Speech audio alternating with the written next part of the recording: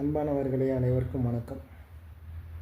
தமிழக அரசுக்கு ஒரு கோரிக்கை என்னவென்றால், வாகன ஓட்டிகள் தமிழ்நாடு முழுவதும் அவதிப்பட்டு கொண்டு இருக்கிறார்கள். அதில் நானும் ஒருவன்.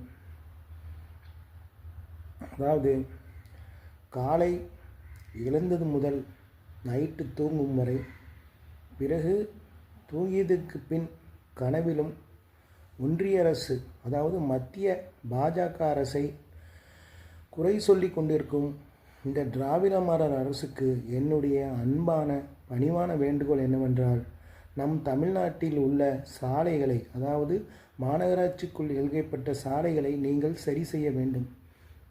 இதனால் பல நன்மைகள் கிடைக்கும் மக்களுக்கு. அது என்ன நன்மைகள் என்றால், முதுகு வலி, கால் வலி, மூட்டு வலி, கழுத்து வலி, ஆக மொத்தத்தில் உடம்பு முழுவதும் வலி, அது இல்லாமல் போகும். அதன் பிறகு வண்டிகளில் ஷாக் அப்சர்வர், அதாவது 3 வருடத்திற்கு ஒரு முறை மாற்றக்கூடிய ஸ்பேர் பார்ட்ஸ், அதாவது டயரு, ஷாக் அப்சர்வர், இப்படி நிறைய இருக்குது. அது 6 மாதத்துலேயே மாற்றிருந்தாங்க. அந்த அளவுக்கு ரோடு மோசம். இது தமிழ்நாடு முழுக்க இந்த பிரச்சனை இருக்குது. நான் திருநெல்வேலிக்காரங்கிறதுனால எங்கெங்கெல்லாம் இந்த ரோடுகள் மோசமாக இருக்குதுன்னு சொல்கிறேன்.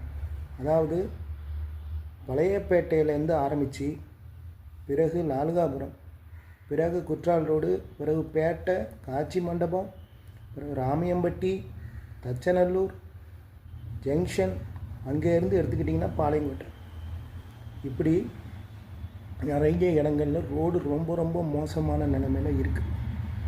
இது மேயர் கண்களுக்கு தென்படாதா? துணை மேயர் கண்களுக்கு தென்படாதா? அதுபோக 55 வார்டு கவுன்சிலர்கள் கண்களுக்கு தென்படாதா? ஏன் இப்படி மௌனம்னு எனக்கு தெரியல. இதையெல்லாம் நீங்கள் தான் செய்யணும். அதுக்காக தான் மக்கள் உங்களை கவுன்சிலர்களாகவும் மேயராகவும் துணை மேயராகவும் நியமிச்சிருக்காங்க. என்னுடைய கேள்வி என்னன்னா, மக்களுக்காக தான் அரசியலுக்கு வாரீங்களா தவிர உங்களுக்காக இல்லைங்கிறத புரிஞ்சுக்கோங்க. மக்கள் ரொம்ப ரொம்ப அவதிப்பட்டுக்கிட்டு இருக்காங்க. அதாவது வெயிலில் நின்று உங்களுக்கு ஓட்டு போடுறாங்க. அதுக்கு நீங்கள் மக்களுக்கு காட்டுற நன்றி இதுதானா?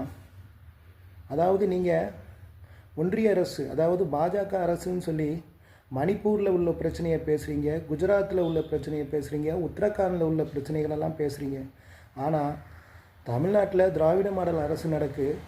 ஆனால் தமிழ்நாட்டில் உள்ள இந்த பிரச்சனையை உங்களால் தீர்க்க முடியல. இது ரொம்ப